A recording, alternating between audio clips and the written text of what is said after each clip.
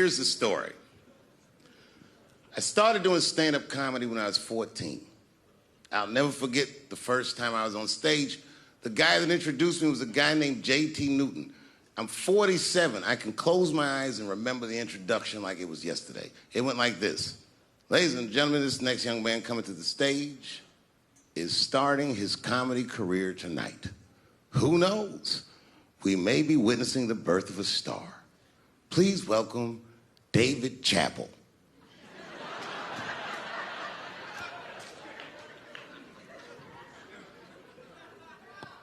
From the first time that I ever held a microphone, I was sure this was it. I knew I was home. I knew I had found my thing.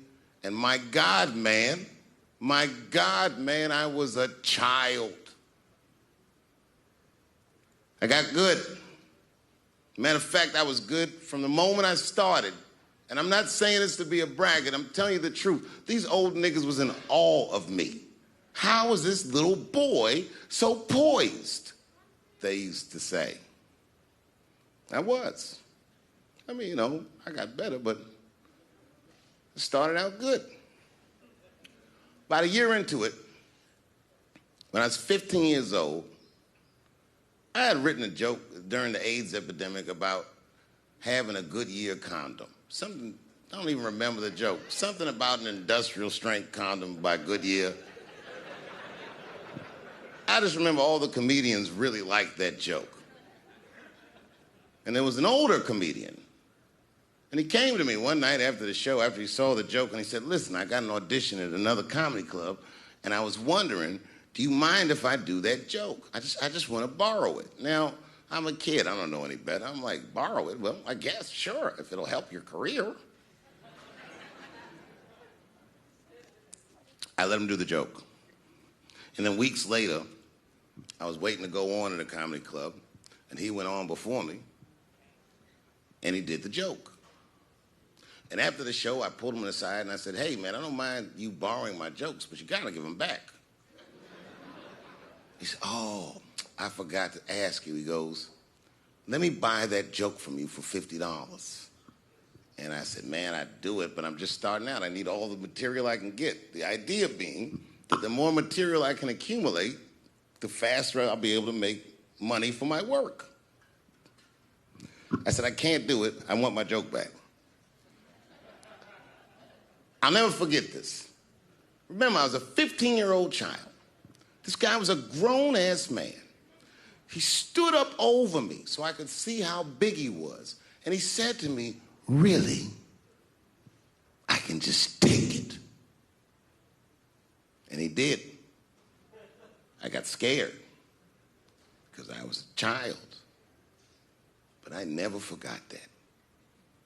I never forgot that. I was 15 years old. I'm 47 now. I think about this guy all the time. When I look at my own kids and I see how young and innocent they are, I can't believe someone did that to me. And I don't think about it every day because that was the worst thing that happened to me. I think about it every day because that was the first time that someone ever did that to me. But in my career, it has happened many, many times since where someone would intimidate me or scare me and take something that I believe was mine. I'll tell you another story.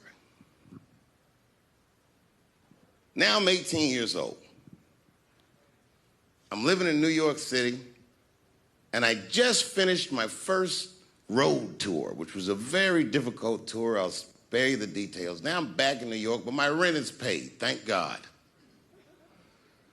And I have $60 to my name, and a woman that I had met in Pittsburgh, a bad Dominican bitch,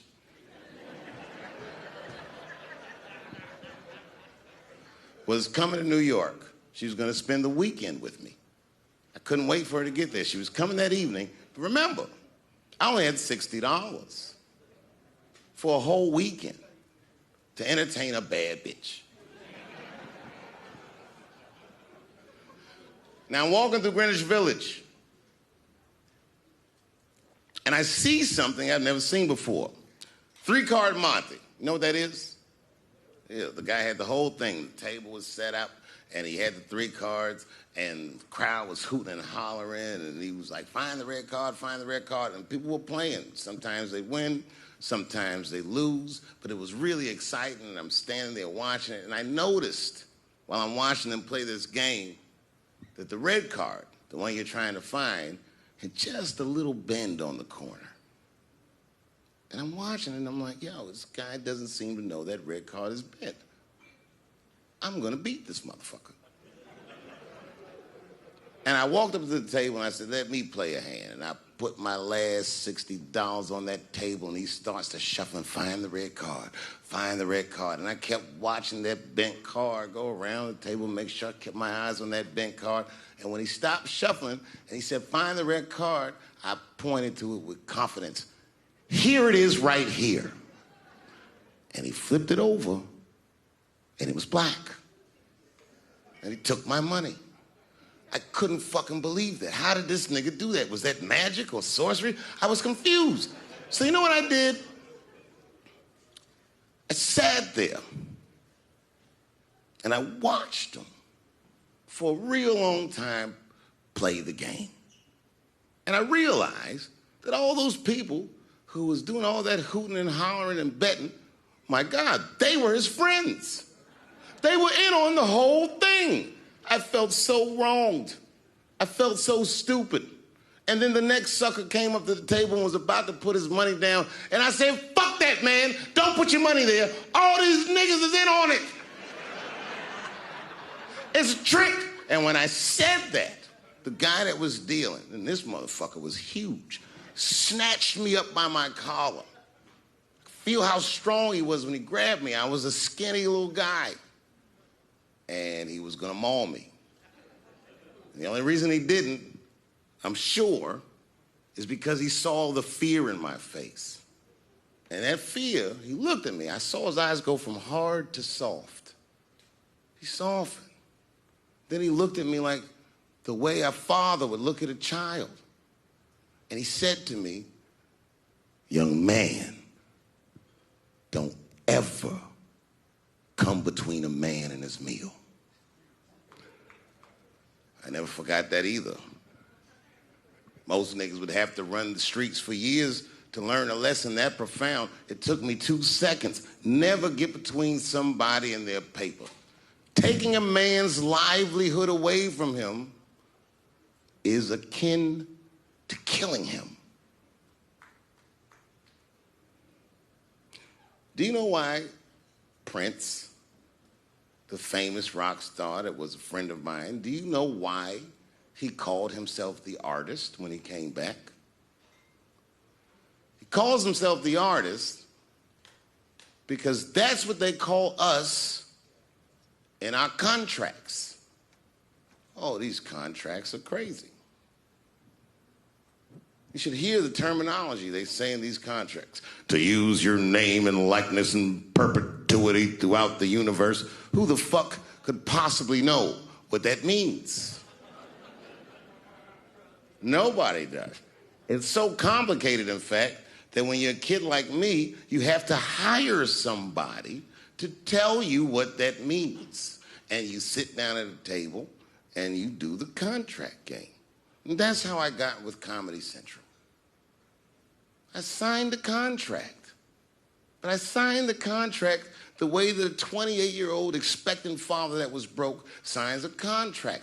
I was desperate. I needed a way out. And it wasn't good money and it wasn't good circumstances. But what else am I going to do, I said. And all these white people sitting at that table told me, trust us, Dave, it's a good contract. And I looked around the table and they all seemed to agree it was a good contract. But what if it was like that game of 3-Card Monte?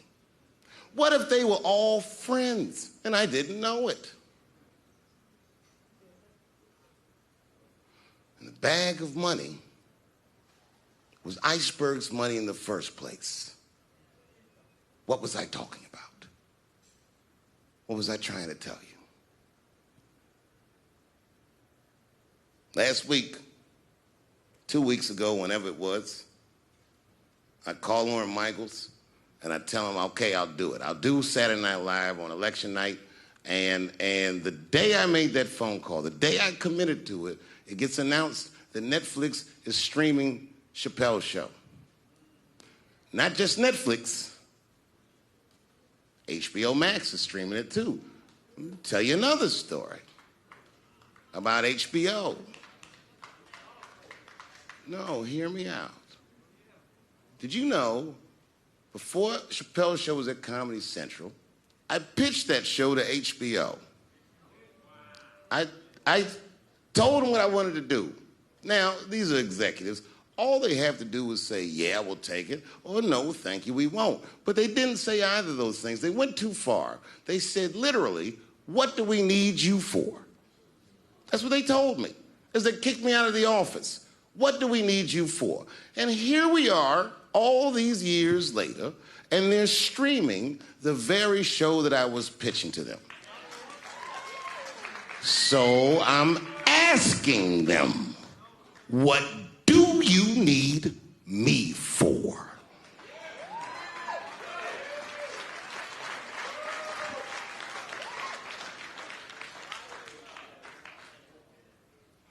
People think I made a lot of money for Chappelle's show. When I left that show, I never got paid. They didn't have to pay me because I signed the contract. But is that right? I found out that these people were streaming my work, and they never had to ask me, or they never had to tell me. Perfectly legal because I signed the contract. But is that right? I didn't think so either. That's why I like working for Netflix. I like working for Netflix because when all those bad things happened to me, that company didn't even exist.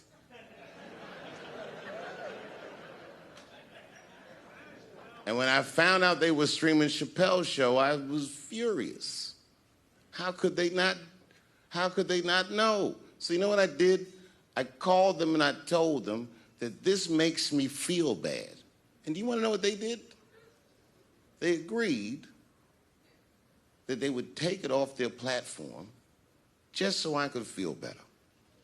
That's why I fuck with Netflix, because they paid me my money, they do what they say they're gonna do, and they went above and beyond what you could expect from a businessman. They did something just because they thought that I might think that they were wrong. And I do. I think if you are fucking streaming that show, you're fencing stolen goods. They stole that from me. They just took it. And I'm not up here trying to tell you guys that I believe that Comedy Central gave me a raw deal just because I'm black. I believe that they gave me a raw deal because this fucking industry is a monster. It's the same monster that these Me Too bitches was trying to tell you about. But they hate the monster for how it fucks. And I hate that monster for how it eats. But my God, man, it's the same monster. When I quit the show, all my friends would say, well, fuck them, Dave. Why don't you just do Chappelle's show at another network? Yeah. And why doesn't a slave run from one plantation to another plantation? Because the master over there might be nicer. My God, man, I was trapped. You know what? Tell you the truth. I've even thought about coming back and doing another Chappelle show. Well, but if I do, I can't call it Chappelle's show because my name and likeness is being used by them in perpetuity throughout the universe. It's in the contract.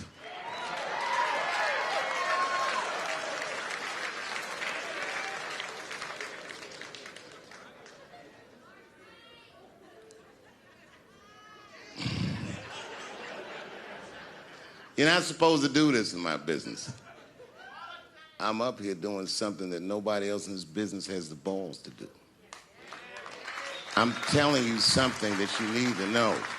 I'm trying to explain to you what you're seeing. You don't understand what you're seeing. I am publicly flogging a network. And I know that this network niggas, they watching me and they saying, why are you doing this so publicly? Doesn't feel good to be flogged publicly. Oh, believe me, I know. I know exactly how that feels. When I quit my show, they said I was crazy. What was crazy about it? I just didn't want to do it anymore. They said I smoked crack. That's impossible. I was a devout Muslim. I didn't smoke or drink. But I do now, bitch, because you ruined my fucking life. Now it's their turn. This is their first nigga lesson, and I'm honored to give it to them. They're gonna pay me for this show. I called my agent. I said, is there anything I can do about this show? And he said, no. Well, fuck you too then. If you want something done right, I guess you got to do it yourself. So I'm not going to the agents. I'm coming to my real boss. I'm coming to you. I'm begging you. If you ever liked me, if you ever think there was anything worthwhile about me, I'm begging you. Please don't watch that show. I'm not asking you to boycott any network. Boycott me. Boycott Chappelle's show. Do not watch it unless they pay me.